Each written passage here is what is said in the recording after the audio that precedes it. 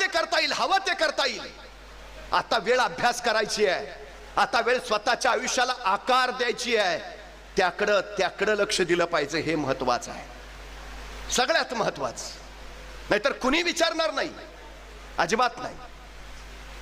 मी कधीच असं म्हणत नाही मुलांना अभ्यास करा. पालकांनी सुद्धा मुलांना अभ्यास करा म्हणण्यापेक्षा आधी अभ्यास का करायचा आहे ते एकदा सांगा.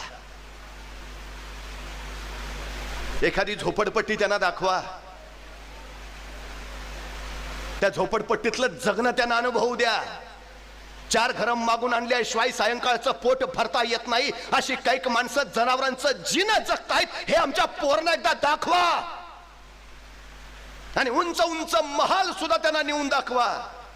त्यांना सांगा ह्या झोपडपट्टीत आहे उघडा नगडा अनवाणी भीक मागत जगतोय, कारण हा अडाणी आहे, शिकला नाही आणि हा महालात राहतोय.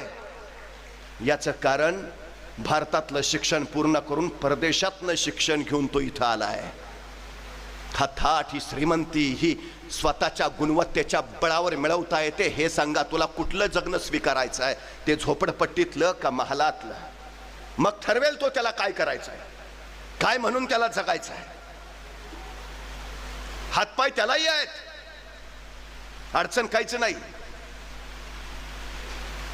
यश आणि आपण यांच्यामध्ये फक्त भीती उभा असते, भीती. जगात घाबरण्यासारखं दुसरं काहीच नाही. घाबरण्यासारखी फक्त एकच गोष्ट आहे, भीती. भीती बस. ही भीती एकदा बाजूला केली की मग जग आपलं आहे, दुसरं काही नाही. छोटा नरेंद्र आंब्याच्या बागेत गेला होता, आंबे पाळ खात होता. पहारेकरांना बघितलं, त्यांना झटकायला तो आला आणि त्या नरेंद्रना खाली उतरावा म्हणून तो पहारेकरी नरेंद्रला म्हणाला, अरे खाली उतार, त्या झाडावर भूत आहे, भूत. तो छोटा नरेंद्र म्हटला, भूत आहे का? मग आधी त्याला भेटतो आणि मग खाली येतो. भीती नाही. त्या निर्भय नरेंद्राचेच पुढे स्वामी विवेकानंद झाले.